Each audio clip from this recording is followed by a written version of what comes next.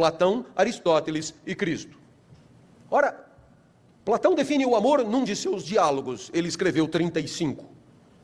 E nesses diálogos Platão filosofava, quase sempre colocando a tese que ele considera justa na boca de uma personagem, Sócrates. E no banquete, diálogo sobre o amor, não é diferente.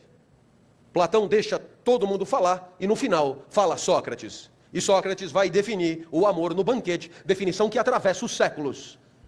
Claro que Platão jamais usou a palavra amor. Não falava português. Aliás, o português nem existia. Platão falava grego. E em grego, o seu amor é eros. Eros, que você conhece, porque é raiz de muitas palavras do nosso idioma, como erotismo, erotização, erótico, eros motel, eros drive-in, eros nightclub. Eros faz parte da tua vida. Então, eros o que é? A definição é simples. Amar é desejar. Ponto. Viu? Nada de dramático. Amor e desejo são a mesma coisa. Você ama aquilo que deseja. Você ama aquele que deseja. Você ama na intensidade que deseja. E você ama enquanto deseja. A má notícia, claro, é que se o desejo acabou, é porque o amor acabou também. Amor e desejo são a mesma coisa. Ora, nesse momento, a pergunta óbvia, se amor é desejo, desejo é o que então? Pois desejo é a falta, diz Platão. Desejo é a busca daquilo que faz falta. Desejo é pelo que não temos e queremos ter. Desejo é pelo que não somos e queremos ser. Pelo que não fazemos e gostaríamos de conseguir fazer. E agora você tem a equação completa. Você ama o que deseja e deseja o que não tem. E quando tem, não deseja mais. E como o amor é desejo, não ama mais. Funciona assim, simples e rápido. Amor pela cunhada.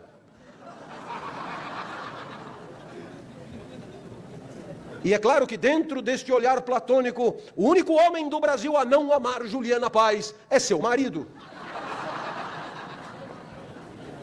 Exemplos vão ao infinito. Minha filha, mais nova, se chama Natália, tem 11 anos.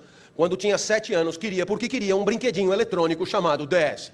Queria porque queria, desejava. E como desejo é amor, amava o DS. O DS na loja, ela na vitrine. E assim, uma relação de amor se estendeu até o Natal. Quando Natália, de tanto merecer, ganhou o DS. Nesse momento, desaparece a falta. Desaparecendo a falta, desaparece o desejo. E como o amor é desejo, acaba ali, naquele instante, o amor de Natália pelo DS. Hoje o DS jaz num baú de desejos assassinados pela presença, num baú de desejos mortos pelo consumo. Hoje Natália ama o DSI.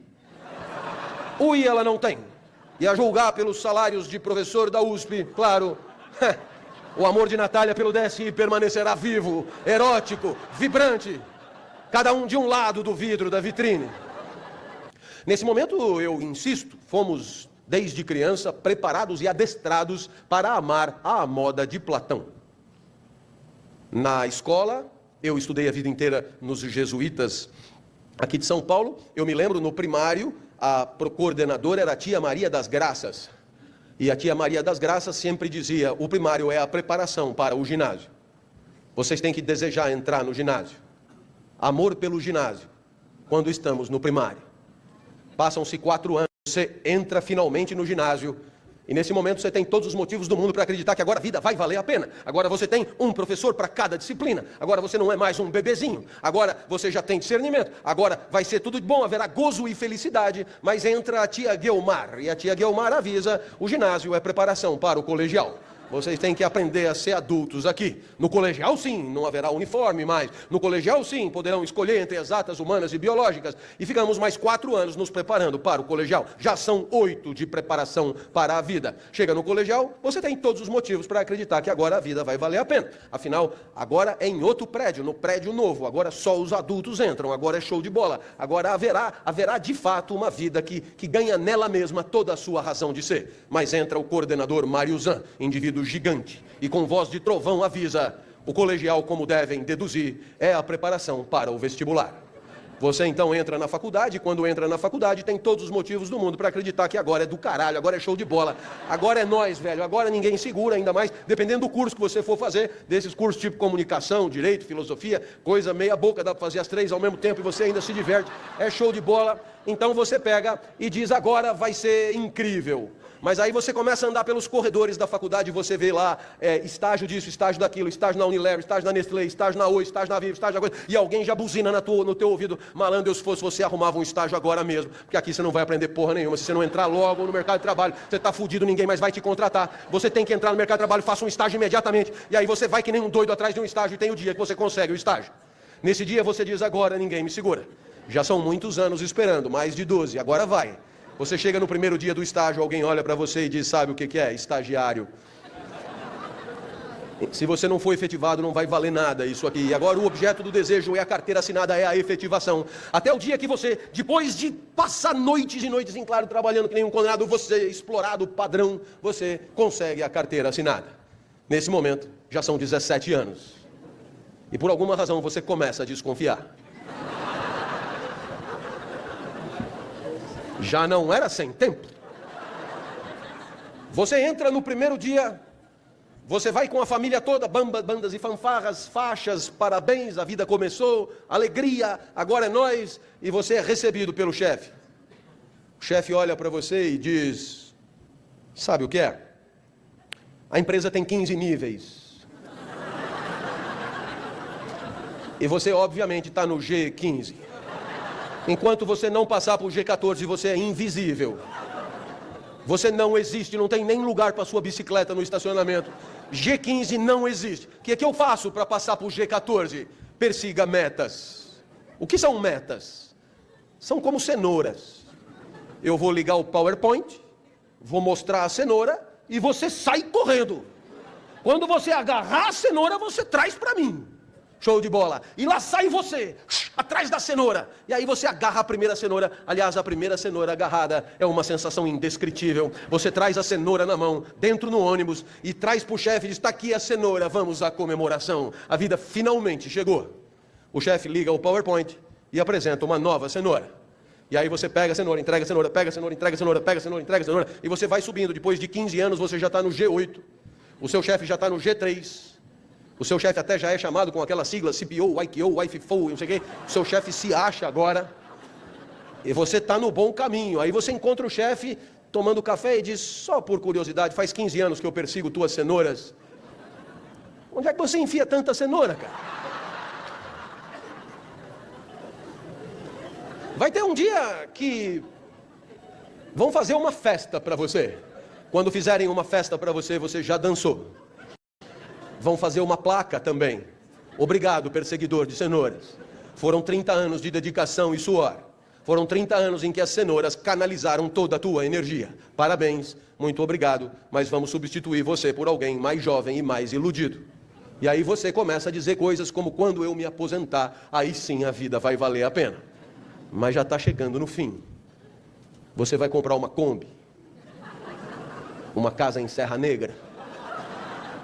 E quando você tiver com 80 anos, com a família chorando em volta nas últimas, ainda é possível que chamem alguém vestido diferente, com um olhar sombrio, e disse, nada de tristeza, porque o melhor ainda está por vir.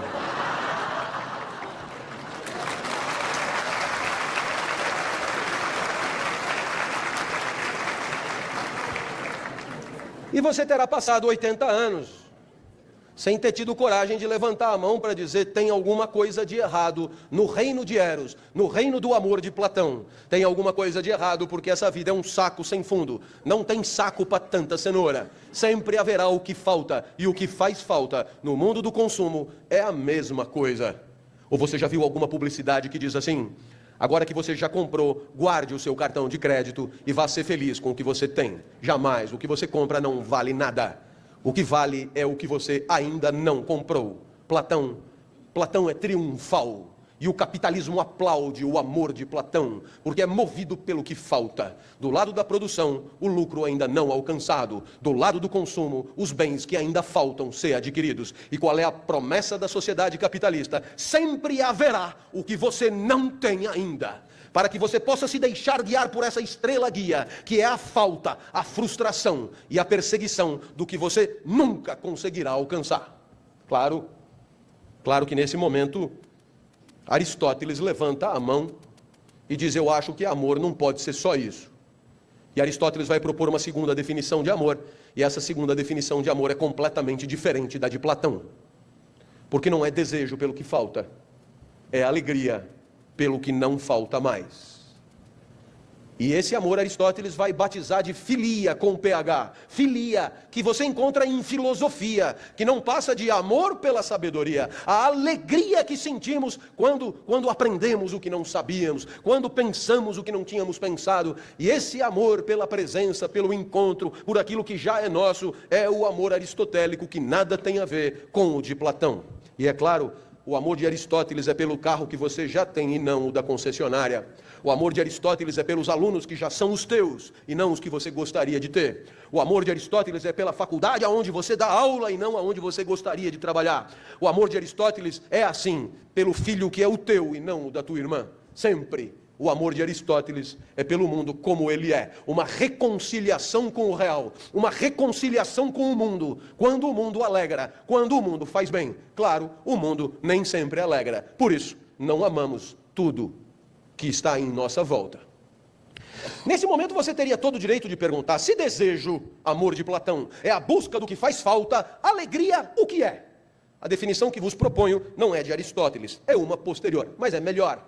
E vai nos ajudar demais. Alegria, anotem, alegria é a passagem para um estado mais potente do próprio ser. Eu vou repetir para você degustar. Alegria é a passagem para um estado mais potente do próprio ser. Nesse momento você diz: não adianta repetir. Eu não entendi mesmo. Não sou surdo. O problema é de repertório, não é auditivo. Então, venha comigo. Venha comigo. Eu tenho a impressão que se você fizer uma autoanálise do que acontece com as tuas emoções ao longo do dia, você já deve ter se dado conta que tem horas que você está do caralho, você está voando baixo, você está focado, produtivo, antenado, ligado, energizado, você está muito bem. E tem horas, pelo contrário, que você está borocochô, está indisposto, está doente. Então, de duas coisas você já se deu conta. A primeira, tem uma energia que te anima. A segunda, essa energia oscila. Muito bem? Essa energia, cada pensador chama de um jeito.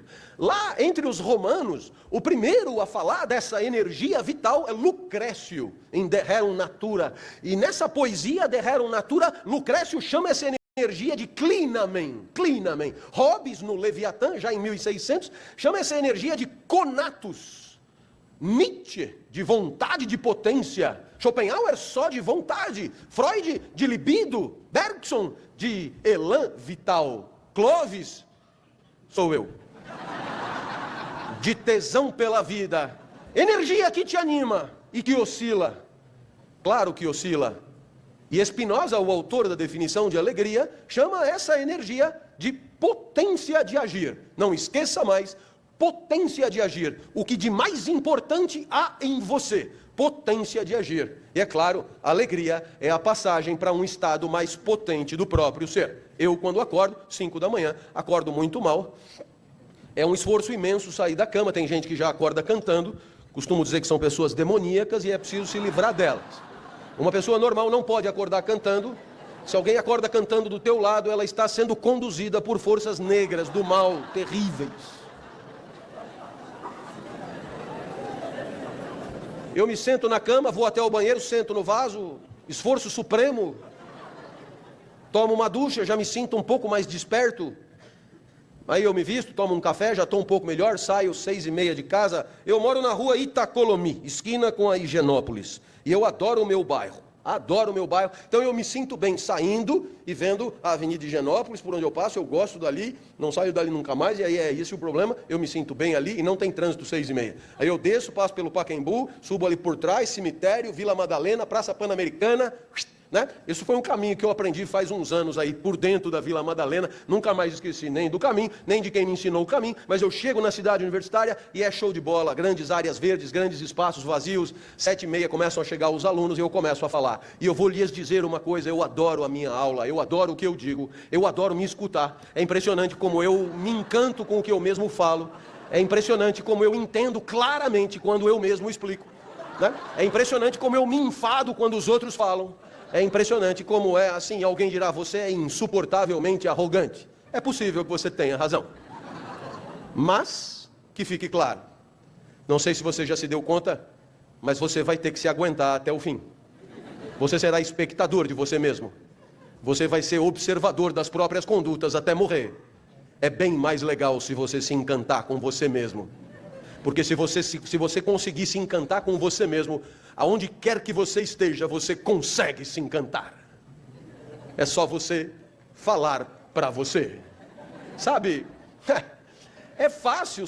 Vamos imaginar que você esteja no aeroporto Santos Dumont esperando para pegar o avião, sozinho. Cena medonha. Né? Não sabe se vai chover, se não vai chover, etc, etc, etc. Se você precisa, para se alegrar, de uma champanhe Veuve Clicquot 68, rosé, servida por não sei quem, etc, tal, você está fudido, não vai ter isso ali.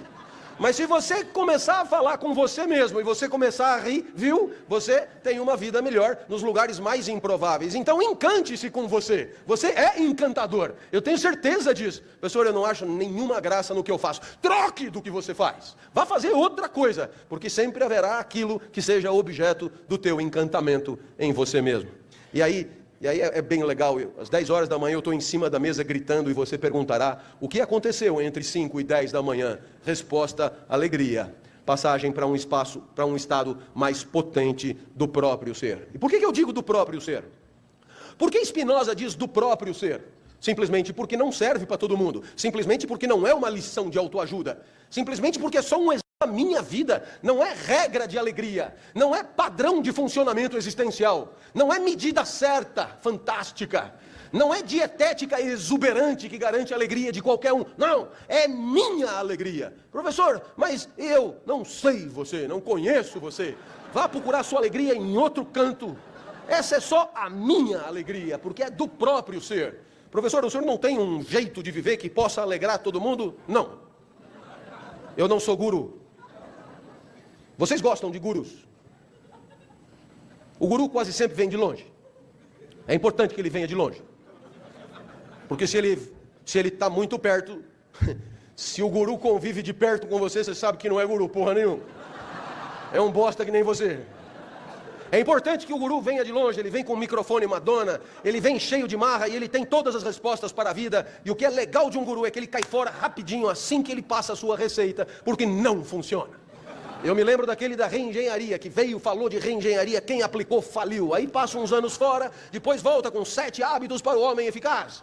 Depois o 8º hábito, o 9º hábito, e assim haverá sempre quem queira fazer a coleção inteira e permanecer na eficácia, na ineficácia, no fracasso. Porque se houvesse uma fórmula de felicidade, de sucesso e de alegria que contaminasse todos, pare para pensar. Se fosse verdade que um jeito de viver traria felicidade para qualquer um, independentemente do vivente e de sua especificidade, se isso fosse possível, todos nós já viveríamos do mesmo jeito. Todos nós já teríamos as mesmas condutas. Todos nós já adotaríamos as mesmas estratégias. Todos nós já teríamos sido definitivamente padronizados pela medida certa.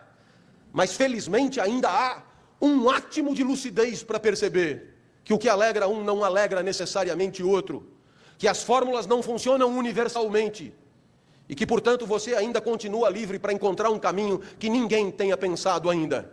Felizmente, porque as fórmulas não funcionam, continuamos estimulados e autorizados a procurar o nosso próprio caminho, livremente. Porque se as fórmulas funcionassem, seríamos todos escravos da mesma fórmula. E teríamos desaparecidos como seres autônomos, criativos, geniais, e sempre dispostos a improvisar um jeito que ninguém tinha pensado antes. É bem melhor assim, sem fórmula nenhuma, nem para todos e nem para você. Como assim, nem para mim? Claro! Ou você acha que toda aula para mim é alegre. Basta o aluno não prestar atenção e me desconsiderar e eu já entristeço. Porque tristeza é isso, queda de potência. Passagem para um estado menos potente do próprio ser. Basta a secretária do departamento entrar a porta adentro. Mulher medonha. E ela diz, os outros professores estão reclamando que o senhor grita muito. E eu te pergunto, para onde vai a minha potência? Pro saco, diz um aluno.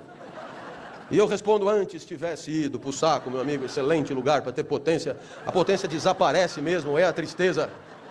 A secretária entristece, por isso eu tento driblá-la. Mas eu só tento, porque ela se interpõe.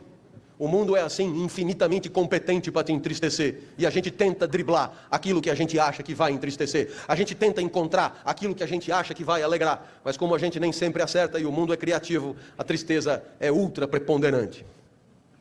A gente ama o que alegra, porque não amaria. Aristóteles tem razão. Amor é alegria. Amor é pelo mundo, quando o mundo alegra. Agora você poderia nesse momento perguntar, professor, se Platão foi um grande mestre espiritual e diz que amor é desejo pelo que falta, e Aristóteles foi outro grande mestre espiritual e diz que amor é alegria pelo que não falta, qual dos dois tem razão? Com qual eu fico? O que é o amor? Quem errou? Ora, você não espera em sã consciência que eu tenha vindo para dizer quem tem razão entre Platão e Aristóteles. O máximo que eu posso fazer por você é sugerir que os dois têm razão. Afinal de contas, nada te impede de amar o que você não tem. E quando você sabe que você ama o que você não tem. E quando você ama o que você não tem, chame de desejo. Amor, desejo. Desejo pelo que eu não tenho e amo. Gostaria de ter. Agora, nada impede você de amar o que você tem. E quando você ama o que você tem, chame de alegria. Os dois têm razão. Afinal de contas, você pode perfeitamente amar na falta e na presença. Você pode perfeitamente amar quando faz falta e quando está presente. Eu espero que você tenha percebido que se Platão e Aristóteles têm razão, Platão está por toda parte, porque estamos o tempo inteiro indo atrás das metas e dos desejos e das coisas que não compramos e do iPad 38, mas a alegria não, a alegria falta, a alegria é rara. E eu tenho certeza que o grande desafio contemporâneo das empresas não é fomentar o eros, não é sangue no olho, faca no dente, vestir a camisa, atitude, proatividade e toda essa parafernália do jargão corporativo. O grande desafio é conseguir dar a isso um sentido, é conseguir dar ao eros uma direção, um significado. E é claro, a alegria é sempre o sentido do desejo. A alegria é o sentido do desejo porque é para onde o desejo deve levar. Portanto, o sentido no sentido de direção. E a alegria também é o significado do desejo. Porque é a alegria que permite interpretar o esforço que fazemos para ir atrás do que faz falta. Sem a perspectiva da alegria, o desejo pelo desejo gira em falso. É mesmo um saco sem fundo, sem nenhum sentido. Por isso o grande desafio é esse, é traduzir desejo em alegria, é mostrar que desejo e alegria fazem uma boa dobradinha, mas que sem a possibilidade de vislumbrar a alegria, a busca do que falta é insana, alienada, demencial, cruel, exploratória. Mas ainda falta um terceiro amor. E esse amor é o de Cristo. E o amor de Cristo não é nem eros e nem filia, nem desejo do amante, nem alegria do amante. Porque Cristo diz que o amor dele é por qualquer um, e é claro, se o amor é por qualquer um, não é desejo. Porque você não deseja qualquer um. Apesar de que depois de uma certa idade você começa a relaxar nas exigências. É a cristianização do eros. Vitória de Cristo sobre Platão. Mas, sobretudo, o amor de Cristo não é filia, porque não é todo mundo que alegra, a maioria é mala. Para achar alguém que alegra, é preciso esbarrar num monte de gente que, no máximo, indifere. Então, é claro que no amor de Cristo a diferença é que o que importa é o que sente o amado. No amor de Cristo, como diz Tomás de Aquino na Suma Teológica, o eixo de gravidade da relação amorosa se desloca para o amado. No amor de Cristo, o que importa é o que o amado sente, e o amante fará tudo para que o amado sinta o melhor possível. No amor de Cristo, o amante recua para que o amado se agigante em potência. No amor de Cristo, o amante se apequena para que o amado triunfe. No amor de Cristo, o amante passa a noite em claro para que o amado repose.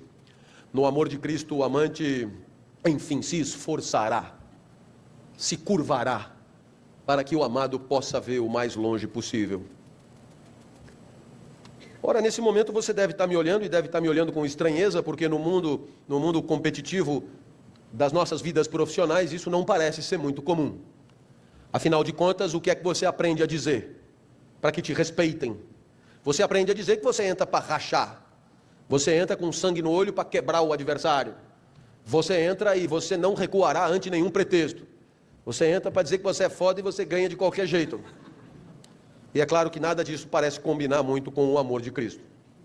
Mas depois que você sai do mundo profissional, você tira o uniforme e você fica melhor, né? Você fica mais digno e começa a dizer coisas, digamos, menos toscas. Eu vou te dar exemplos da minha trajetória, e você encontrará na sua trajetória exemplos equivalentes, eu tenho certeza. Essa minha filha mais nova, Natália, que agora tem 11 anos, quando tinha 4, foi acometida de gravíssima enfermidade, síndrome de Kawasaki, uma doença esquisita no Brasil, muito distante. Uma doença quase que exclusivamente oriental, é um vírus que só dá em crianças de 4 a 6 anos. E aí, a história é a seguinte, se você for comparar com a AIDS, tem duas diferenças fundamentais, uma para pior e outra para melhor. No que diz respeito ao pior, é que se o vírus desincuba, ele mata na hora. Não tem essa história de ficar protelando. Agora, se o vírus não desincuba, em 2 anos o vírus morre e a criança está curada. Então, minha filha foi diagnosticada, foi para o hospital, foi para a UTI para receber o mesmo coquetel da AIDS, é o mesmíssimo tratamento. E eu vi a minha filha ali entubada na UTI e eu disse para mim mesmo, sempre na expectativa de que alguém possa interagir com a minha mente, expectativa que a gente tem quando está sofrendo, e a gente diz, por que não troca? Troca, eu fico no lugar. E se você acha que eu sou grande demais, ponha 20 desses bichos em mim e liberta a menina. E ali eu percebi que a vida da minha filha valia para mim 20 vezes mais do que a minha própria vida. Isso é amor de Cristo, que como não é eros e nem filia, ele precisou encontrar um outro nome em grego e encontrou o nome ágape. É quando você recua porque o outro é muito importante. E você deve estar pensando que filho pequeno é assim mesmo, mas se você se lembrar da Boate Kiss em Santa Maria, teve gente que conseguiu se salvar, e depois de ter se salvado, voltou para dentro da boate para tentar salvar mais gente. Alguns, pessoas que conheciam, outros, qualquer um que encontrasse. Esse qualquer um que encontrasse é aquilo que Cristo chama de o próximo. Pessoas que tentaram salvar e não se salvaram pela segunda vez. Porque a ágape está em todo lugar. Por onde você encontrar sofrimento, encontrará gente disposta a diminuir o sofrimento do outro. Assim também foi na serra do interior do estado do Rio de Janeiro, quando teve desmoronamento e você assistiu pela televisão, gente se atirando na terra desmoronada para tentar salvar a gente. E para desdramatizar um pouco, bem, minha filha completou 11 anos agora, esperamos que esteja tudo bem. E quando ela fez aniversário, ela me pediu, papai, eu queria comemorar o meu aniversário em casa, posso convidar os meus amigos para conhecer a minha casa? A minha filha tira de mim o que ela quiser. Sempre haverá um pedagogo para dizer que é preciso impor limites. Eu costumo dizer, vá impor limites no seu curral e me deixe em paz.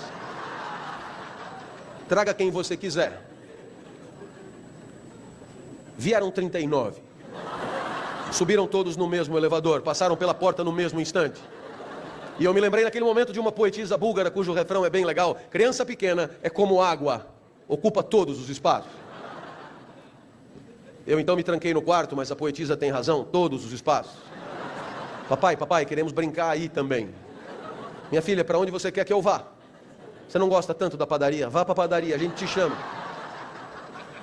E aqui eu queria que você pensasse comigo.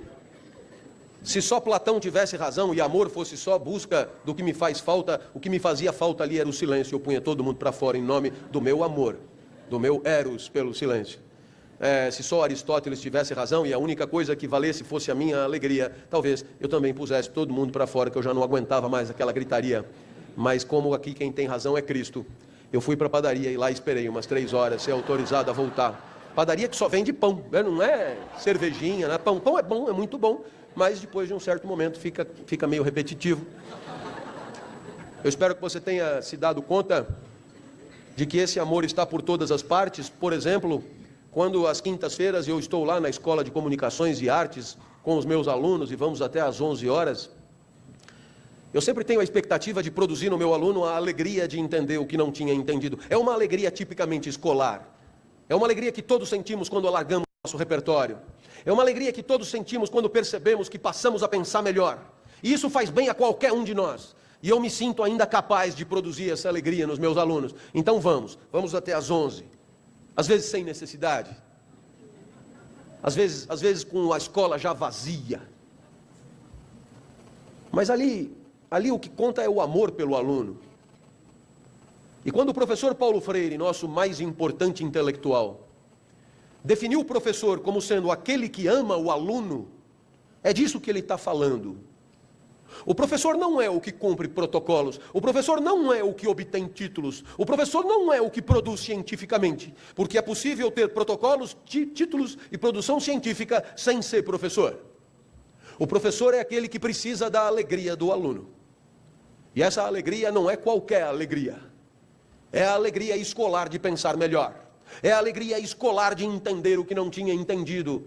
Coisa tão importante, sem a qual o professor não volta para casa. Sem a qual o professor não se sente contemplado, não se sente realizado. Porque a realização do professor está no sorriso do aluno que entende o que não tinha entendido. E ele tudo fará para isso. Não importa o dia e não importa a hora, não importa a recompensa, não importa a remuneração ou a falta de remuneração. O que importa ali é um sentimento que todo professor, que é do ramo, sente e compartilha. Esse laço que os une aos alunos e que faz com que a inteligência do aluno seja responsabilidade compartilhada. Ah, meus amigos, ser professor é show de bola. Ser professor é do caralho, e nesse dia do professor vale a pena destacar que existe um amor que marca a relação professor-aluno, que é perfeitamente descrita por Cristo. Aquela relação que o professor ensina, e depois ele vai embora. Ele vai embora e o aluno segue viagem sozinho, preparado que está para enfrentar a vida. Eu já te ensinei tudo o que eu sabia, agora é você com o mundo, siga em frente. Mesma sensação que temos quando nossos filhos vão fazer uma viagem ainda na infância ou na adolescência. Mesma sensação que temos quando os nossos filhos vão fazer estágio fora, vão fazer intercâmbio. Aquela sensação de não saber se de fato a nossa preparação foi suficiente para encarar um mundo que sabemos é invencível. Claro, se você me encontrar num bar da rua Aspicuelta e perguntar, professor, o que a vida tem que ter para ser boa, eu já te dei boa parte da resposta. Deseje o que você não tem, porque a vida dificilmente vai valer a pena na frustração e na derrota. Mas saiba que isso não basta. É preciso conseguir se alegrar com o que você tem. Mas saiba que isso também não basta. Porque se sua alegria for solitária, porque se você for uma chama de alegria num oceano de tristeza, aquela corda vai parar de vibrar. É preciso ter com quem comemorar. É preciso ter gente alegre do lado. Por isso zele pela alegria de quem está em volta. Proteja-os da tristeza. E aí não tem como dar errado. Desejo, alegria e uma incrível preocupação em zelar pela alegria daqueles que amamos. Vida boa, com certeza. Cada um na sua, seguindo suas intuições e seus amores. Agora, é claro, nem sempre amamos. O amor é escapadiço, o amor é resvaladiço, o amor acaba, o amor aparece sem que possamos controlar e vai embora para nosso desespero. E é por isso que a vida não pode ser completamente definida pelo amor. Porque temos que conviver com muito mais gente do que aqueles que amamos. Quem é que você ama? Junte aí os 3 amores. Desejo, alegria e preocupação. Junte os 3. Quem é que você ama? 5 pessoas? 10 pessoas? Ainda faltam os outros milhões. Só na China tem mais gente. E aí, como fazer para conviver sem amor? E é claro, você só tem uma saída, já que o sentimento não ajuda. É encontrar uma solução. É usar a cachola. É usar a razão a serviço do aperfeiçoamento da convivência. E a razão compartilhada a serviço da convivência e do seu aperfeiçoamento é o que nós chamamos de ética. Ética é isso. Para quando o amor não existe ou não existe mais, e temos que continuar convivendo, temos que decidir racionalmente qual é o melhor jeito de conviver. E vamos todos juntos pensar na melhor forma de conviver, mesmo quando não amamos quem está do lado. A isso chamamos ética.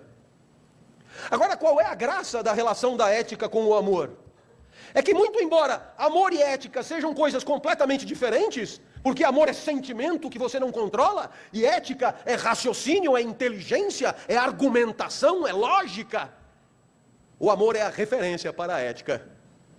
Já que não ama, faça como se amasse. O amor é o modelo de comportamento que a inteligência do homem procura imitar para viver e conviver bem.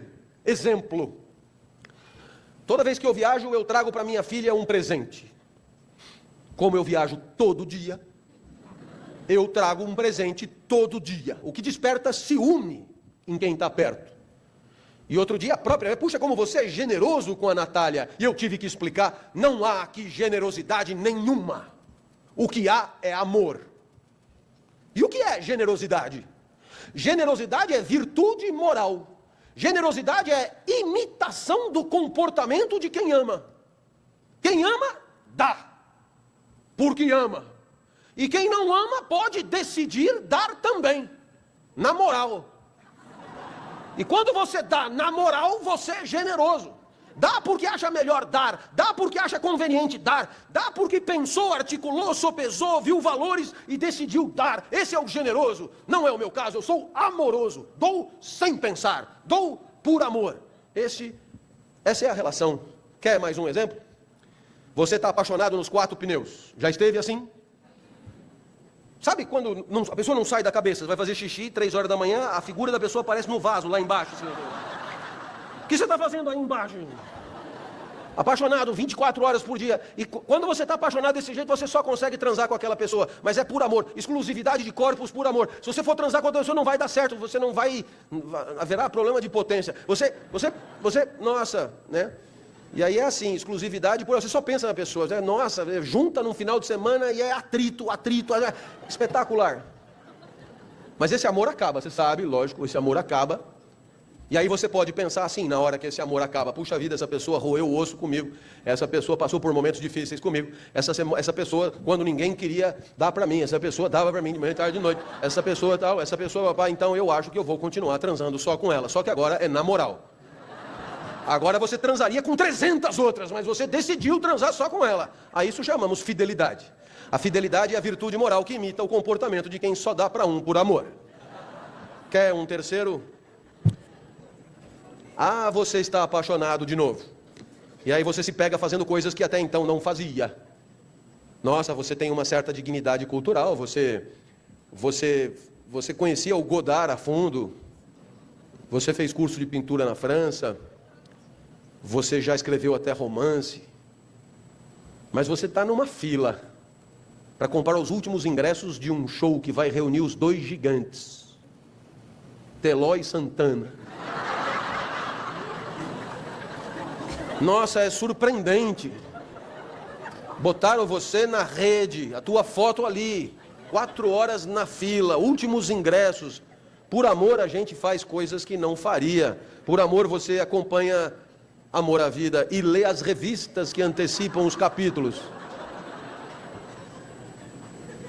Por amor você vibra com as piruetas do teste de fidelidade. Mas esse amor acaba. E mesmo esse amor acabando, você pode continuar respeitando gostos, perfis, pensamentos, inclinações diferentes das tuas. Mas agora não é por amor, agora é na moral. E quando na moral você tolera tudo que é diferente de você, você chama isso de tolerância. Tolerância é virtude moral que imita o comportamento de quem ama e amando aceita toda a diversidade do amado. Espero que você tenha percebido que eu poderia continuar dando exemplos aqui. Mas você já entendeu que a reflexão ética tem o amor como referência. E é claro que, se a ética é um esforço compartilhado para identificar a melhor maneira de conviver, cabe o tempo inteiro deixar claro para os outros o que nós esperamos das relações. A ética não é uma tabela pronta de certo e errado, mas é uma disposição de inteligência para discutir o certo e o errado. Afinal de contas, nós temos que encontrar soluções e caminhos para situações que não sabemos ainda se são certas ou erradas. Hoje eu represento o governo brasileiro na Unesco. Eu represento o Ministério da Justiça, por concurso público. E um dos temas que eu debato na Unesco é o uso infantil do Facebook. Então, é claro, o Facebook é uma ferramenta maravilhosa, mas o Facebook, quando usado na infância, pode ter um uso nefasto, que é o uso chamado de bullying eletrônico, que destrói as identidades incipientes das crianças, com consequências psíquicas que não podemos nem avaliar, porque as crianças ainda não viraram adultos. Muito bem? Nesse momento você perguntará, professor, qual é o certo e o errado do uso infantil do Facebook? Pois é. Quem que você acha que tem que dizer isso? Será Cristo? Será Maomé? Será Buda? Quem que tem que dizer isso? Será Sócrates? Será Aristóteles? Ou nós? Porque o Facebook é um problema que apareceu ontem. Então quem é que tem que descascar o abacaxi que apareceu ontem? Já pode? Você acha que está na tabela pronta da ética uso infantil do Facebook? Não está, não poderia estar. E quem é que vai poder botar na tabela o que queremos para o uso do Facebook? Quem é que sabe o que é certo e o que é errado? Você percebe que essa é a nossa responsabilidade, de sentar em torno da mesa, de debater. Provavelmente a presidenta da Associação das Crianças Obesas, ligada à Unifesp, não tem a mesma visão da publicidade para público infantil na televisão que tem o marketing da Nestlé. Provavelmente não tem. Então é preciso sentar em torno da mesa para ver o que nós queremos para a nossa convivência. Então a ética não é uma tabela pronta, mas é uma disposição para a argumentação, uma disposição para o debate. Veja você, nós estamos aqui hoje, se essa palestra tivesse sendo dada há 10 anos, provavelmente haveria quem estivesse fumando aqui, talvez muitos. 5 anos e haveria adesivos, proibido fumar, lei municipal, não sei das quantas. Mas hoje não tem adesivo e não tem ninguém fumando, por quê? Porque a gente, por acaso, alguma instância transcendente, né? Moisés desceu do Monte Sinai com novas tábuas da lei. Não, o que aconteceu é que a gente sentou em torno da mesa e decidiu que em lugares fechados é melhor não fumar. Todo mundo esteve de acordo? Não, não é isso que eu estou dizendo. O que houve foi a possibilidade de argumentar. Quem quis falar, falou. Quem quis fazer filme, fez. Quem quis fazer documentário, fez. E a ética é esse grande espaço de debate, para que possamos juntos chegar a conclusões sobre como queremos conviver melhor do que convivíamos ontem. Por isso eu digo aos meus alunos, no primeiro dia de aula, que só a primeira aula é obrigatória. A primeira aula é obrigatória para eu dizer como é que eu gosto de ensinar e para você dizer o que você espera do curso. Aí a gente vai estabelecer uma espécie de contrato entre nós. Depois, você volta se quiser. Agora, se voltou porque quis. Então, respeita o que nós combinamos. Você percebeu que com isso a gente já matou metade do curso de ética. Liberdade para dizer como queremos conviver e respeito ao que foi combinado. Show de bola. A maioria volta, quase todo mundo volta. E alguns ainda trazem a mãe. Professor, eu voltei para casa, contei com a minha mãe, para minha mãe como foi a primeira aula. A minha mãe não acreditou, trouxe para ela ver. Dá para ela entrar? Deixa eu ver a mãe primeiro. Dependendo da mãe, rola. E o que o menino queria mostrar para a mãe? Ele queria mostrar para a mãe o jeito do professor da aula que ele tinha prometido respeitar. Eu tenho 3 princípios para dar aula que eu digo logo no primeiro dia. Energia, exemplos e palavrão. Esse é meu banner, esses são meus valores, esses são meus princípios, não importa onde eu esteja, haverá isso. E toda vez que eu me exaltava, o menino cutucava a mãe, olha, eu falei. Ele está sendo fiel ao que ele disse. E quando você é fiel aos teus próprios princípios, você desperta confiança em quem se relaciona com você. Procure entender isso. Só a fidelidade ao próprio jeito de ser, a fidelidade aos princípios que você anuncia aos 4 ventos, só essa fidelidade permite ao menino trazer a mãe com confiança. E na terceira aula a mãe trouxe a irmã. E na internet as aulas são assistidas por 10 mil, 15 mil, 20 mil. E quando ainda é entrevista, é mais.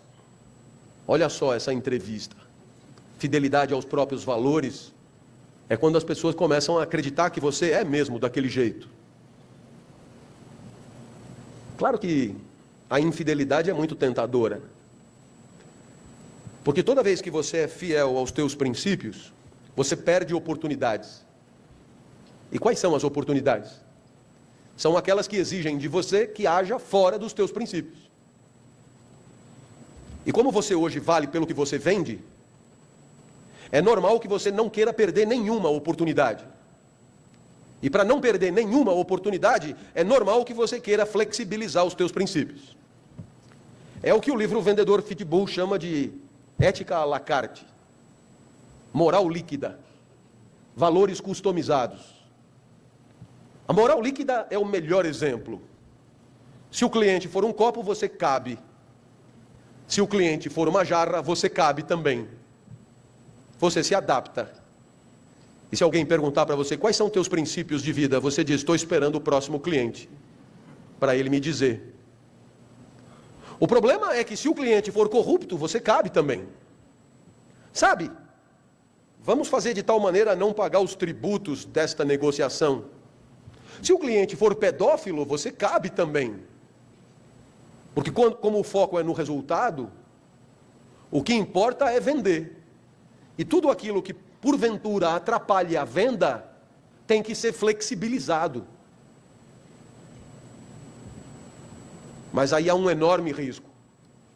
Depois de vender para todo mundo e ser aplaudido, depois de ganhar prêmios, bônus e promoção, é possível que você volte para casa e não se lembre mais de quem você era, dos valores que você respeitava, daquilo que você achava importante. E aí você talvez faça uma trágica descoberta. Os princípios que você respeita são a tua própria identidade, a tua própria definição. Você quer ver? Vamos imaginar que eu esteja num bar da rua Aspicuelta, sozinho. Entra uma jovem apetecível. Eu vou até ela para começar um papo. Milagrosamente ela topa.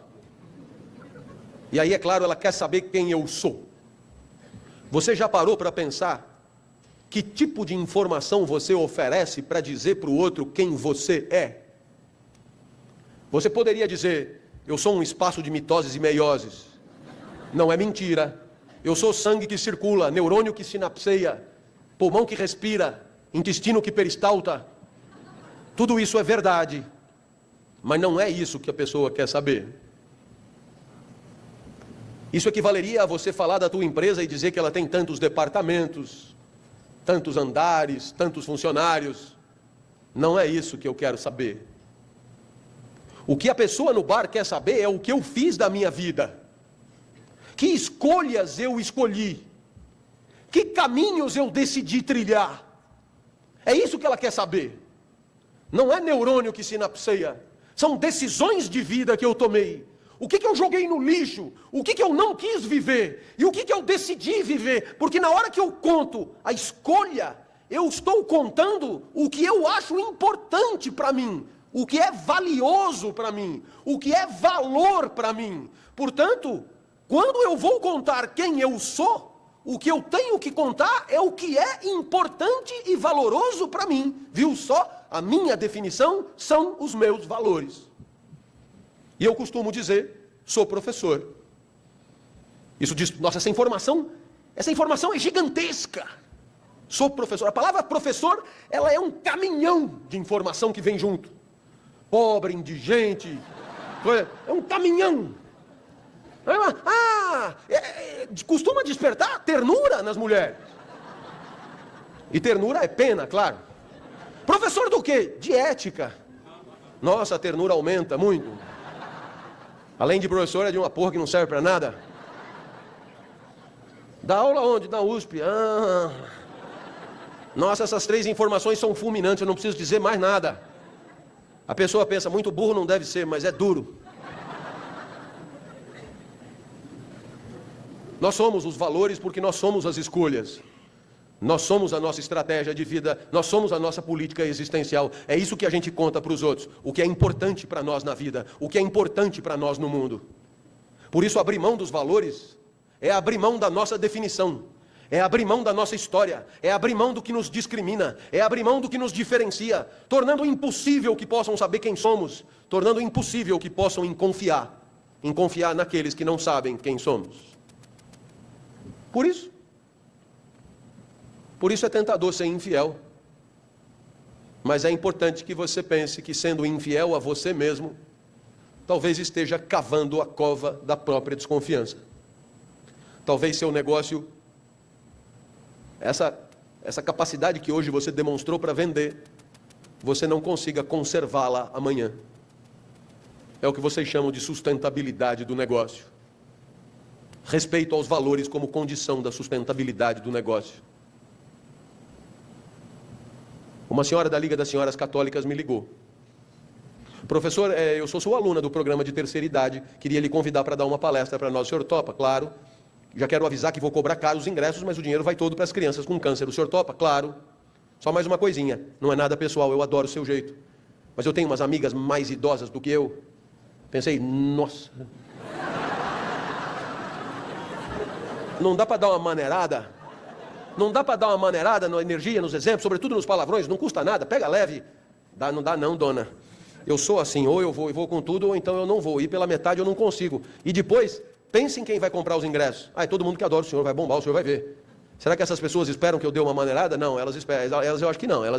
Elas querem que o senhor faça o que o senhor sempre faz. Então por que nós vamos traí-las? Avise aí suas amigas higienizadas. Se quiser ajudar as crianças com câncer, vai ser com caralho e tudo.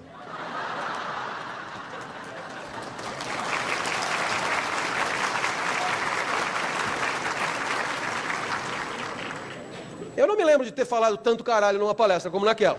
Eu só vi as velhotas se acomodando na cadeira. Mas depois do quinto caralho eu acho que encaixou, porque elas se afeiçoaram. Já pediram outra. Professor, nós só temos uma exigência. Não pode esquecer do caralho. Quando o caralho é valor, quando o caralho importa, não deixe em casa. E é claro, você deve estar pensando, professor, deixa eu ver se eu entendi bem. O grande barato é o amor. Mas como o amor é escasso, a ética. Deixando claro para todo mundo qual é a tua praia e permitindo a todo mundo te escolher. Deixando claro para todo mundo qual é o teu jeito e permitindo a todo mundo ver se os teus princípios se alinham. Quem gostar volta e ainda traz a mãe. Professor, quer dizer que amor mais ética dá uma combinação legal? Talvez um instante de vida um pouco mais feliz. E se você me perguntar o que é um instante de vida um pouco mais feliz, no final dessa palestra, eu não tenho medo de arriscar. Acho que quando você compra uma torta de morango é para sentir gosto de morango. Quando você vai viver é para sentir gosto de felicidade. É verdade que tem muita torta de morango ruim, que não tem gosto de morango. Como tem muita vida ruim, que não tem muito gosto de felicidade. Mas o gosto do morango eu sei qual é. O da felicidade você também sabe. Porque o gosto da felicidade você sente cada instante que você gostaria que durasse um pouco mais. O gosto da felicidade você sente cada instante que você gostaria que não acabasse tão cedo, que você torce para durar, que você lamenta que tenha acabado, que você começa a articular para repetir o mais rapidamente possível. Eu sei que muito da tua vida não é assim. Você passa o dia esperando o fim do dia, você passa a semana esperando o fim de semana, você passa o mês esperando o quinto dia útil, você passa o ano esperando as férias. Será que você não percebe que quando você passa o dia esperando o dia acabar, é porque você está torcendo para a vida acabar mais rápido? E que a felicidade só pode ser o contrário disso? Eu costumo dizer sempre que os tristes comemorem, porque o triste é mesmo aquele que quer que a vida acabe rápido, e a vida acabará. Vitória da tristeza. Mas que os felizes vendam caro a derrota, porque a felicidade é só isso mesmo, uma resistência heróica contra a finitude de cada instante da vida. Nesse escoador sem volta, nessa deterioração orgânica ininterrupta a que estamos submetidos, a felicidade é todo instante que você não quer que acabe. A felicidade é todo instante que você percebe que a vida é mágica e deveria durar para sempre. A felicidade é o desejo de eternidade materializado num instante do mundo. E é claro, não era outra a minha pretensão para esse nosso encontro.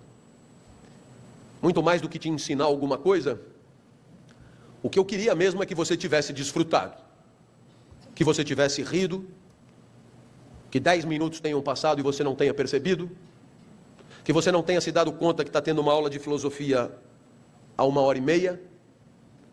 Que você tenha pensado em trazer a mãe? Ou o filho? Que você tenha pensado em me mostrar